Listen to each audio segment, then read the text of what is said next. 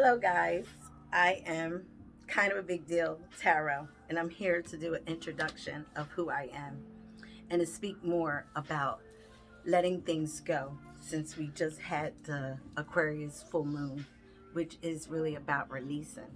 Okay. I'm here as an Aquarian, have six placements in Aquarius. My moon is Taurus, and my rising or ascendant sign is Libra. I'm coming on here to talk to you guys about certain aspects of your spiritual journey. I'm going to reflect on my personal spiritual journey and where it has led me and some of the experiences and lessons that I have endured and are still going through.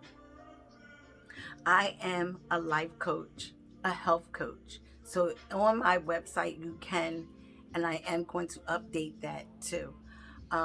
Contact me for relationship advice, questions if you're dealing with a narcissist, um, codependency issues, questions if you don't know if you're codependent in a relationship, and what are those signs.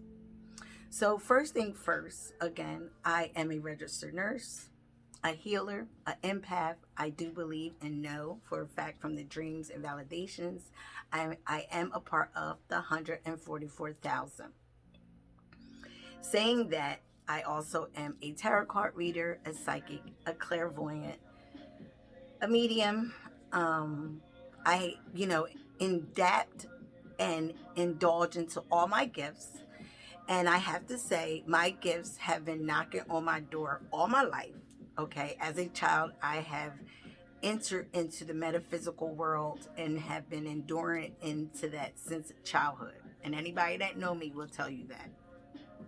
Excuse my hair right now. I have no lashes on.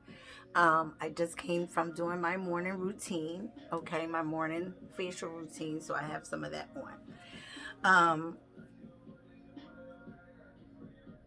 I didn't have a hard life as a child. I had a pretty basic, fair childhood. I would like to say I was very energizing as a child. I was the curious one, you would say. um, Growing up as the only girl out of four boys, when my mom first started her tribe, okay, because she eventually had more kids and then there's more of us. So let's sip some tea. So, anyway, knowing that I had powers early, I was not in tune with the church. I just never was. My mom, my father were very religious people. They took us to the Baptist church, more of my father, because he came from West Virginia, than my mother.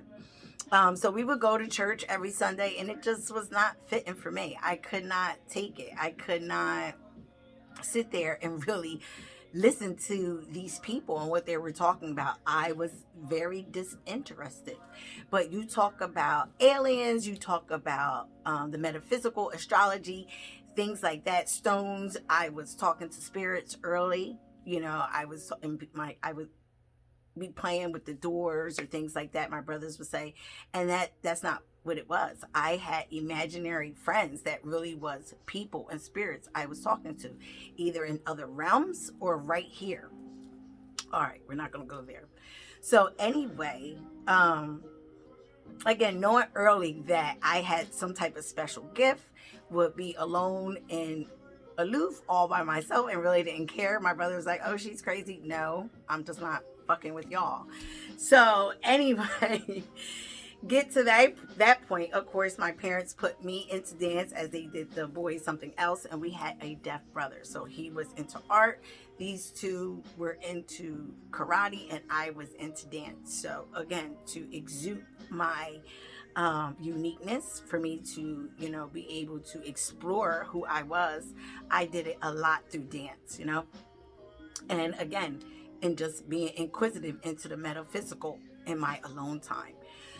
So then we're going through my childhood stages. I get to like middle school, and I really start, enduring in it right there, because I still was a loner. I still was aloof. I had friends then, but it just wasn't the same. They weren't real friends. And I even knew that then, okay?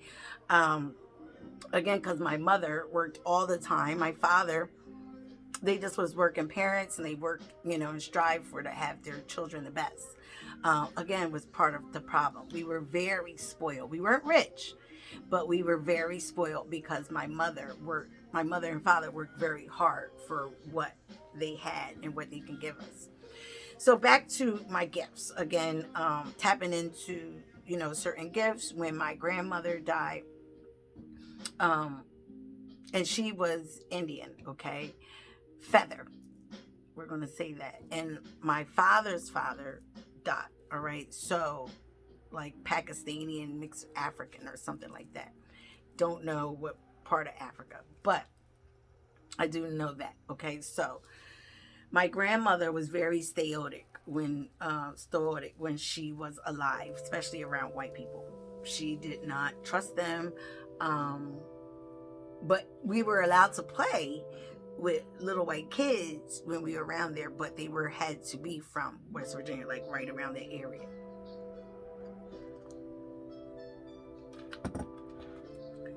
So I do remember my grandmother saying to me one day, "You have the gift." And I'm looking at her like, "Lady, you have lost your everlasting mind." And then she passes on.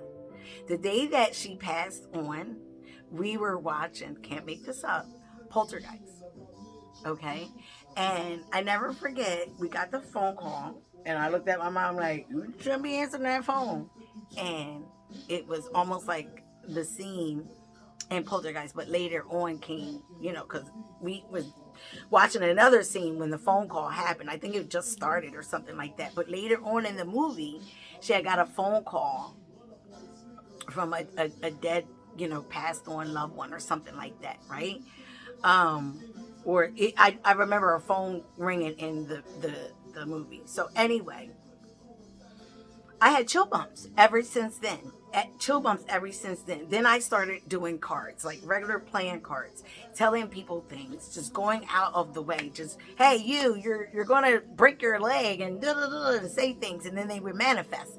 And people was like, "Oh my gosh, she's crazy. She's a witch," and this and this and that. And I'm like, "Oh my God, there is power in the word." So things that they are saying in that church are true, but it's in us. It's not through Jesus or anything like that. It's within us. So I'm like, "Ooh, let me see how many times I can do this." So I would do it very often. And when you're younger, you have that innocence. You don't have these filters. So you really can explore. So if you younger kids are out there and you're like, "I think I can do this.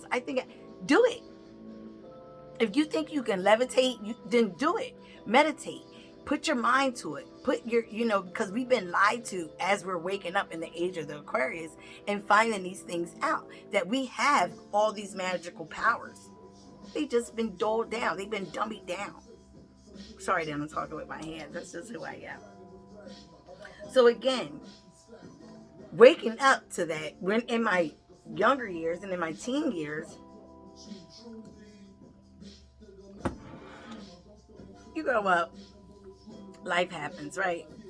You don't want to be a part of anything weird. You want to be accepted. You want to get into normal social norms. So I do believe a big part of me put that in my subconscious, that that's not who I am and that's not what I do, because I didn't want to be labeled a witch. I didn't want to be labeled certain aspects that were considered evil. Okay? But when I was younger, I didn't give a fuck. I'll be a witch. Poof. You going. You see? You grow older, you start getting dummied down, watered down by society, life, people, period. So,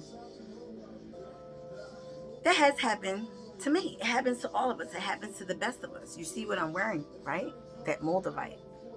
Okay? So, you start, again, living a filtered life. You start living a codependent life on others and what they think and how they feel about you. Is that really living? Is that really you? Mm-mm. When I was younger, I lived in my higher self. We live in our higher self. We live in who we truly are, even though we don't know who we are just yet. But our innocence is who we are. Remember that, okay? So, being an adult, growing older, again, not wanting to be labeled. I was a wild child. I had my child early, okay? And again, codependency starts that. Wanting to be loved, wanting to be needed. There's nothing wrong with that. When you start depending on that, becomes a problem. That's when the problems become. So, had relationship after relationship, child father didn't work out, but still maintained a very loving relationship with this man and still do with the first one. Second child father, love of my life, okay, but could not get things together in the material world.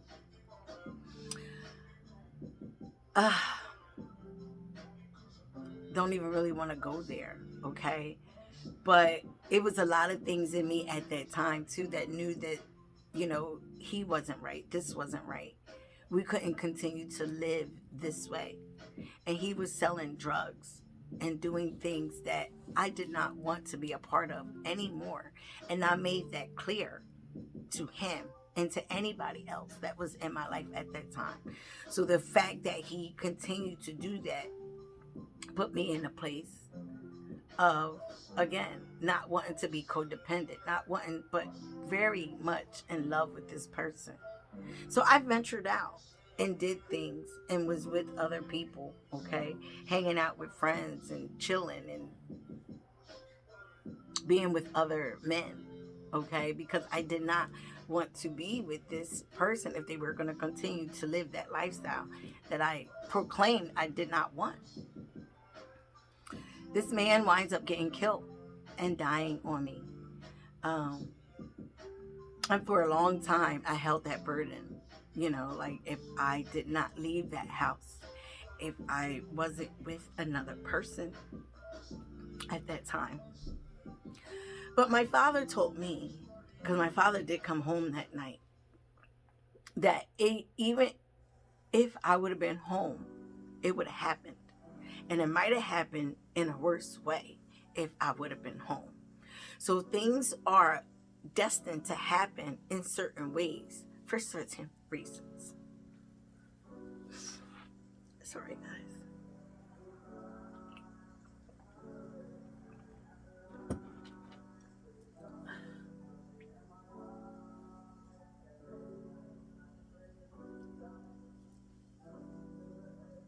Then this song comes on.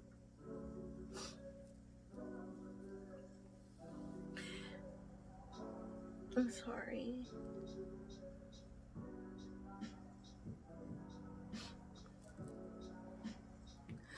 Yeah, so he passed on.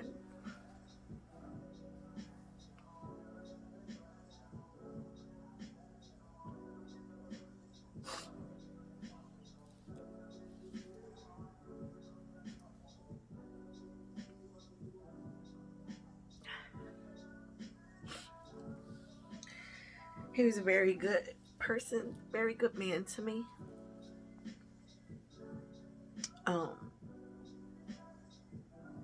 So I was very isolated after that.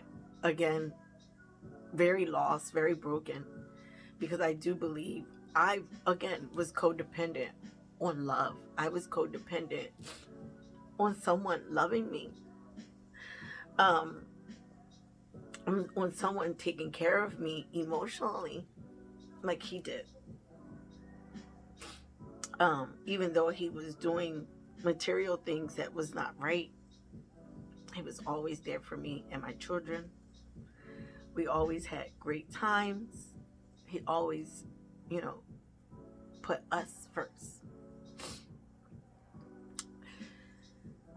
So even in death, you know, he had left me something so I can take care of the kids, and his friends took care of me and the kids for about a year or two.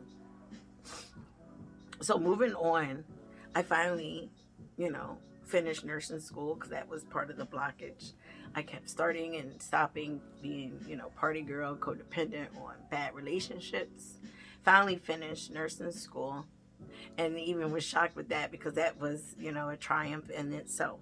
You know, being black and who I am, it wasn't easy. Um, and having my kids. So, finish nursing school, go through nursing school, and at that time, y'all already know, like I said, I was a party girl. I was a stripper for a long time. Best years of my life. I don't care what people say, okay? It was the best years of my life. I'm even thinking about doing it once or twice again now, okay? Um, because there was women in their 40s when I was in there. So I met a man, got married, okay, you know, eventually stopped dancing, got married to him. And we had a good life, at least I thought, for 7.5 years. But in the beginning, there were signs that I did not pay attention to. I was at an age, I felt that I should have been married by then. I should have been doing this and that and that. I was a full-blown nurse, had my own house, you know, was doing very well for myself, but still codependent that I am missing something. I wasn't missing shit.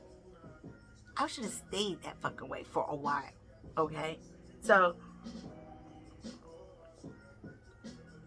I get married to this man. Again, red flags everywhere. He's coming from a marriage where he very much was codependent in him and the ex-wife, and he still was codependent. He was codependent on the situation even though they were divorced.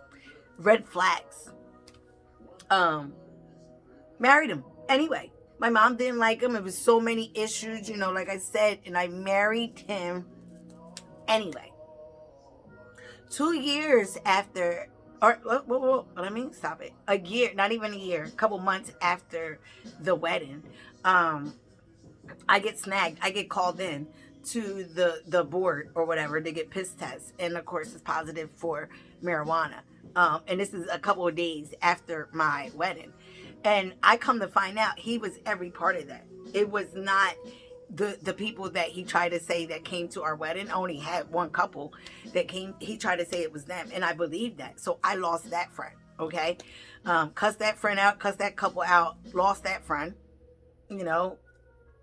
Anyway, so you know, and now I'm on some board restriction for 5 years. First it was 3, and it wasn't that bad. But of course, I need to party. I need codependency. I need to do things to elevate myself and to, you know, feel good. I'm also hanging out with my husband, or my ex-husband, you know, right now. And he's a promoter. He's doing that. So I was drinking. I didn't know that I couldn't do any of this. So get snagged now for drinking. So now they put me in a program for another 2 years. It just was a whole bullshit. And then look now, marijuana is legal. And just child, please. So anyway, this is when my awakening started to happen. Okay, I'm with this man and he's lying and cheating, abusing me. I'm a registered nurse. I'm making buku money. I work my ass off in dialysis. He's a fitness manager, whatever the fuck he was, and he was cheating on me the whole time. This is what narcissists do. They put up this image of who they are. So he had an image of himself, even an image of himself without me. I don't even know how he started this whole thing, because he went in this place married, wedding ring on, unless he was taking it off when he got to work. I do believe that too, because a lot of people did not even know he was married. I would never be invited to work functions or anything like that, but he was always invited and came to mine.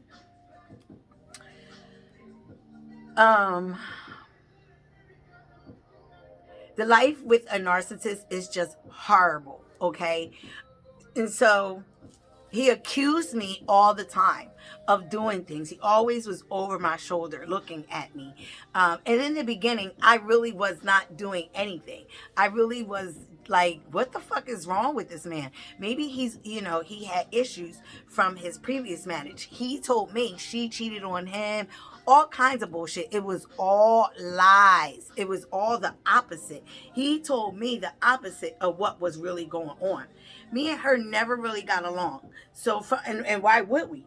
I'm the new supply. I'm just hearing all his bullshit and not listening to her. He's telling me she's the bad one. And she's trying to warn me about this fucking man. And I'm not listening at all. So again, he's still dealing with the ex. He's still dealing with, of course, for the kids, right? No, not just for the kids. Other shit. He still loved her. He still missed this woman. He wanted a lifestyle with her. He was mad that he lost that battle. And that's why he had to come and hurry up and marry me, the new supply, the new trophy. We got married in less than a year. And he wanted that. They usually want that. They usually move on so fast. He told me he was divorced for 2 years. Come to find out, it was only a year. He did not want me to look at that divorce paper. I didn't see it until after we were married. So, again, married to him, I don't even know what snapped in me. It was after July 4th. We were already lived and we had moved already. And that's another thing. He kept moving me further and further away from my family, further and further away from people. I had already mostly broken up any kind of friendships that I had with anybody that was significant, starting with my stripper friends. They were no more my friends. And we were friends for a long time before this motherfucker even came along. And now we're not friends. I'm not friends with, regular people. I don't even have coworker friends. I already told you guys how I was a loner. So they thrive off of certain shit like that, right? So,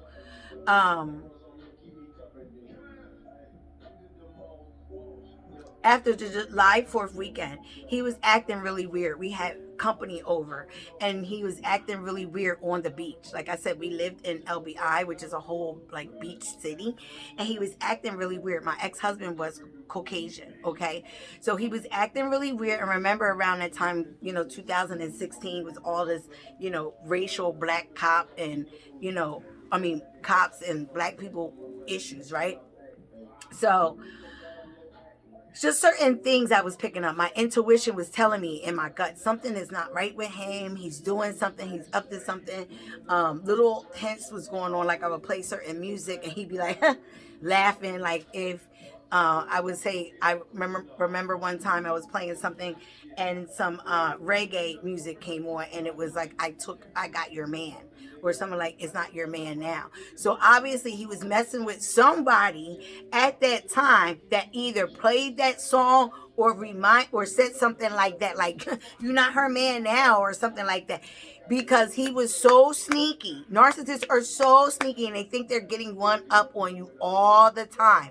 But that's the thing about an air sign that I love about us Aquarians. We're always overthinking. And sometimes it's a good thing. Sometimes it's a bad thing. But sometimes it's a good thing is because we're overthinking all the possibilities of this motherfucking lies. Okay? So, and again, partially, part of that becomes the truth. And it sure was. This motherfucker was cheating with somebody on the goddamn island at that time. He was going to go see her while we had fucking friends over, all right? All kinds of stuff. And it was some young chick, but he's been cheating on me the whole fucking time. He even fucked or tried to fuck my cousin. Again, that was 2 years into our marriage, and I should have left then. Got a fucking annulment then. Did not. Why? Codependency. Didn't want to look bad in front of everybody. When deep down in my fucking heart, in my soul, I knew this fucking wasn't right. He wasn't right. And it wasn't going to be right. This was happening early. 2 years. Let's keep going down the rabbit hole. So, July 4th weekend, I peeped this shit. Intuition's kicking in. Remind you, about a week or two before all this, I would say about a month before all this, I got a new job, okay? I'm swimming in money. I'm codependent. I'm not working for nobody else. I'm working for myself. He's mad about that. He's always been mad about that. I'm making like $4,000 every 2 weeks. He's making like $1,000 and he's getting ass raped. So I'm paying his bills and my bills. I'm paying our bills together as a married couple though, but always have. His bills, my bills. He was driving a car that I had to sign for, the third one. Red flags, red flags, red flags. The third one. I let that get taken. I was done. I was meditating by that time, listening to The 7 Spiritual Laws of Karma by Deepak Chopra. Getting back in tune with who I was, meditating. Enjoying life, realizing who the fuck I was. I was making this money and paying for this man to cheat on me. Where the fuck they have that at? Who does that? Who does that?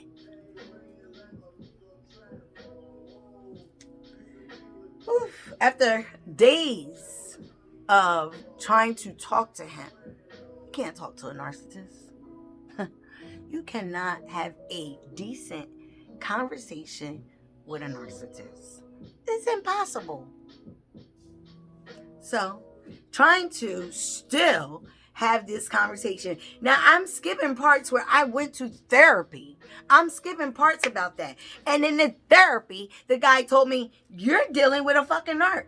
The way it seems is you're dealing, from all the things you're telling me, you're in hell of a trouble. I didn't even know nothing about no narcissist. What the fuck? I know everything. No, you don't. It sounds like you're dealing with a narc, Miss Reese. And if that's the case, you need to run for the hills or lay down and shut up. Me lay down and shut up and take what? Not me. Not I, said the fly. So, again, tried communicating with him several times. Didn't go anywhere.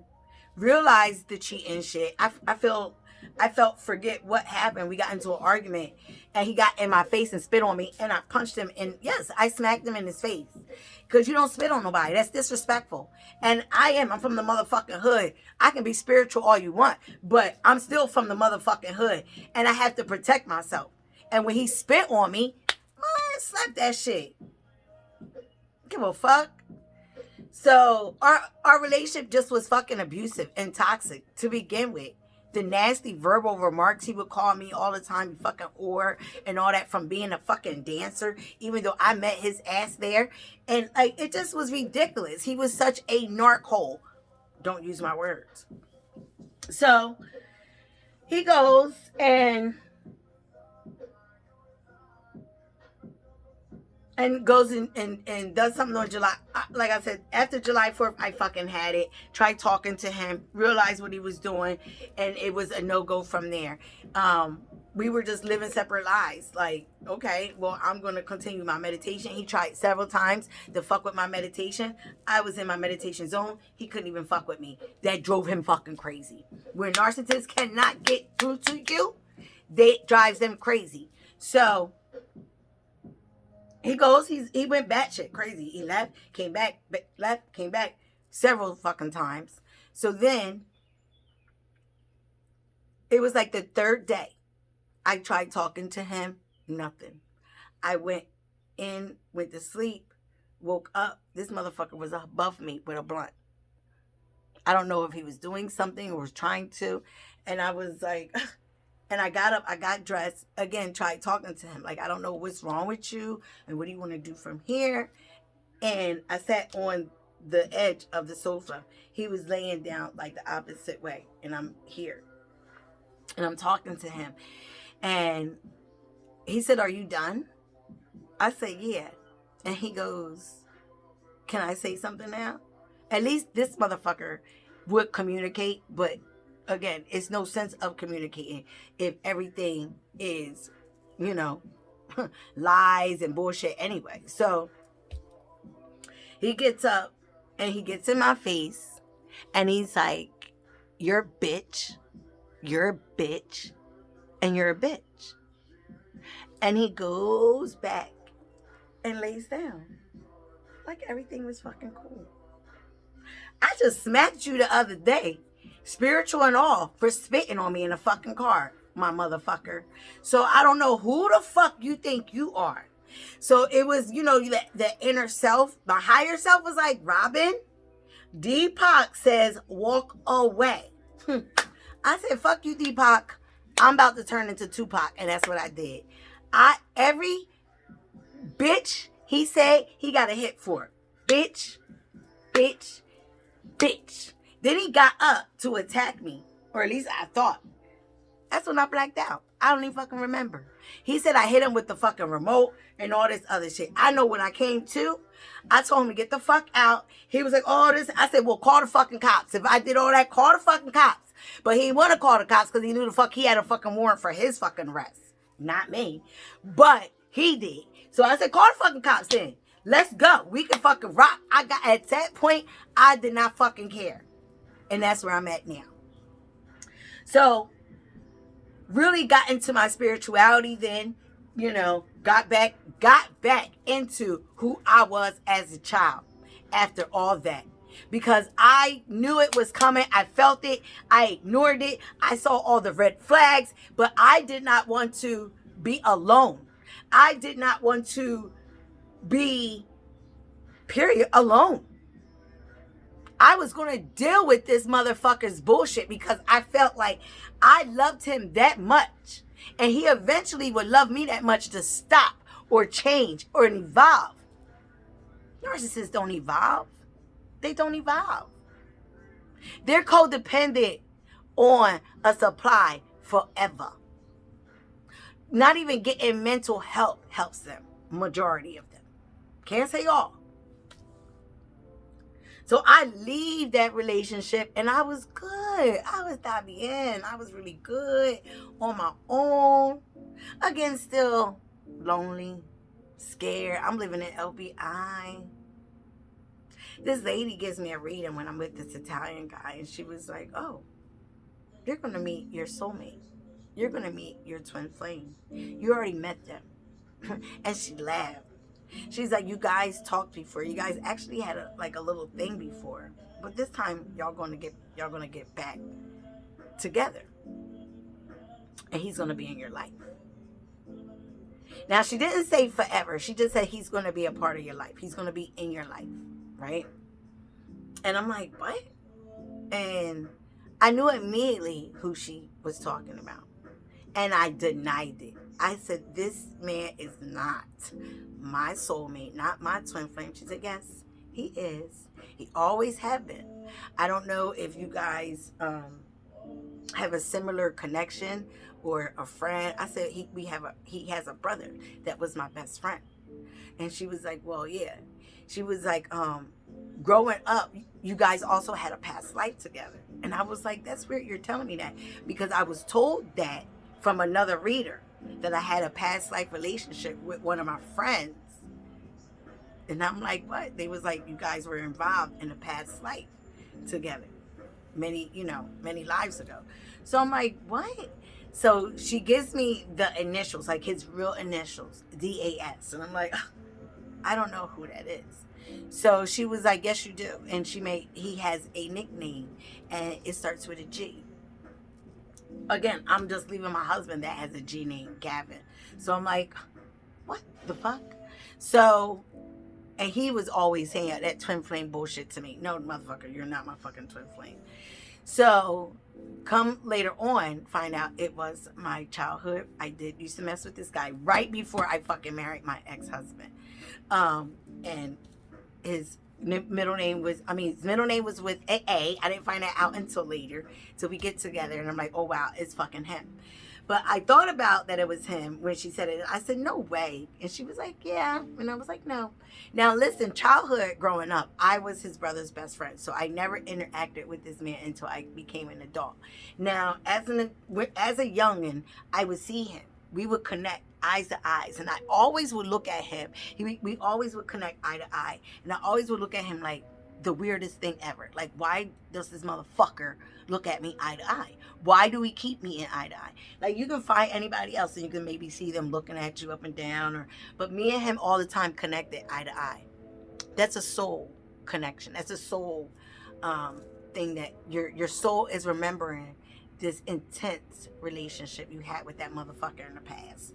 So, speed back forward.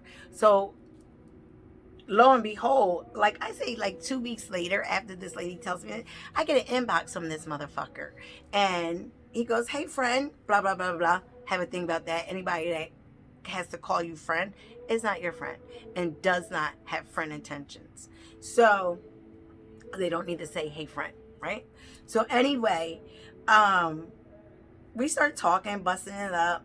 And he goes, why don't you come see me, blah, blah, blah. I go see him. I did have great, amazing sex with this man in the past. That's what got me caught up. So then this time, moving forward, I, go have sex with him. Like I said, I'm going to go be a wild child. I'm divorced or getting a divorce. What the heck? It was amazing. It was, oh my God. And then he made me squirt. It was just great. And I was like, I'm in love with this man. He should have been my fucking husband. All this crazy shit. The great soul connection. It was so great in the beginning. We were there loving each other for months. Nothing unoccupied. He was absorbing everything from me. I was absorbing everything from him. We was doing things for each other. It was so beautiful and loving. He was using me. Of course, I'm coming from a fucked up marriage. I'm making great fucking money. Who wouldn't? Because I had already paid for a trip to Jamaica for my ex-husband for our anniversary. So I said, would you like to go with me for your birthday? Took him. She never did that. Took him. Treated this man like I treated my husband. Treated this man like I do men. Period. Not no more until I get that back first and foremost. I used to be like that in the past. I got that back from my son's father. So anyway, we did for each other. I didn't let no man use me. But like I said, after he died and me getting watered down and vulnerable, codependent. So this man and I, again, began a relationship. He had people interfering in his relationship, people talking about me to him. Same thing on my side. Don't get it fucked up. But I wasn't listening. I can't listen. Part of the problem. Not that you have to listen to people, but you have to be aware that other people are warnings too. God, universe do send other people for warnings.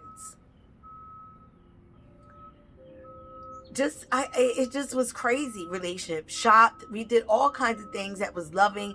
And then he would turn to Dr. Jekyll and Mr. Hyde when he got around his people.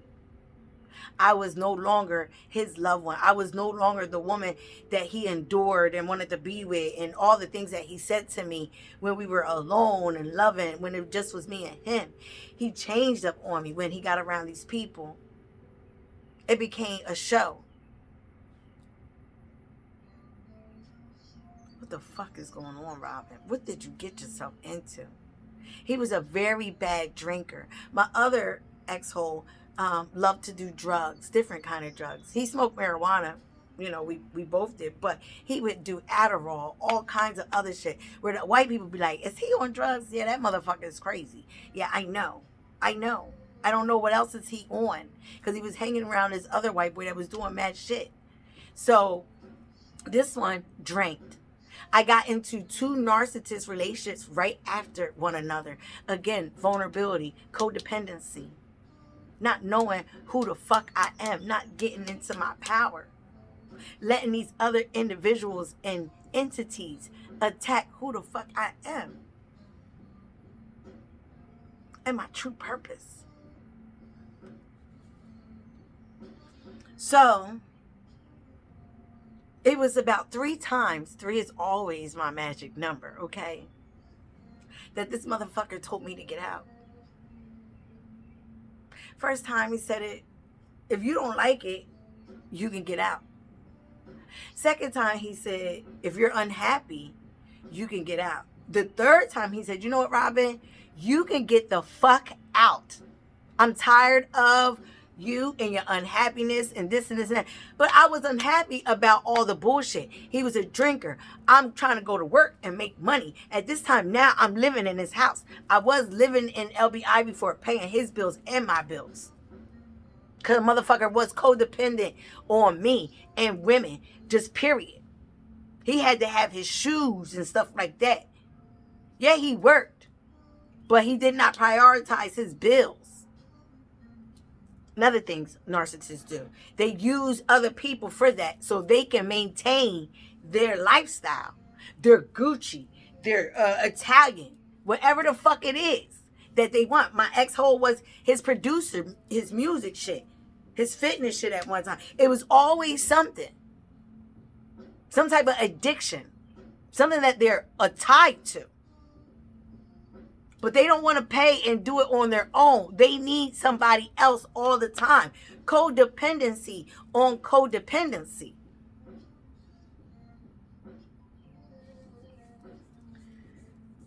So I get out of that. Realize what the fuck I'm in. Spirits, again, is like, are you done? Do you see? Come here. Moved here. Got out of it. Saw. Also, witchcraft was involved. He had a karmic that was doing witchcraft, that was going to somebody and has been for us to break up. I was told that too in a reading, that he's going to cheat on you.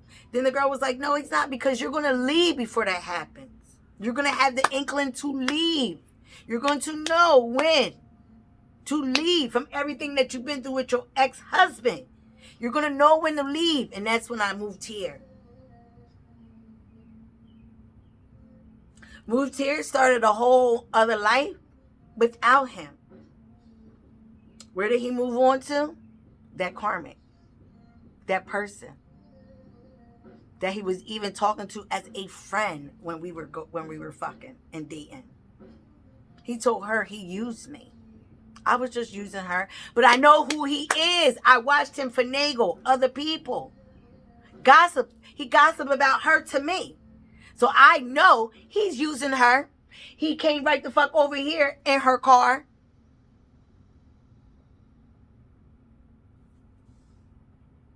Bitch gonna tell me we're in a relationship. I'm glad you think so, bitch. I'm glad you think so. When he's an unhappy individual, he's going to always be unhappy. But also that spell work is not working, baby, because he still craves this puss. Always have, always will. Our connection is real. But I no longer want to thrive off of somebody that went back to a karmic, whether it was out of witchcraft or not. Because a lot of me believe he did have that choice, especially when I'm telling you what's going on and you don't believe me. I told you your mom was going to die. I told you your brother was going to die too. I told you certain things and he didn't believe me. So now I forgive him because I know how weak and pathetic a narcissist is and how codependency is, because I once was there. He was showing me a reflection of who I was and where I was coming from.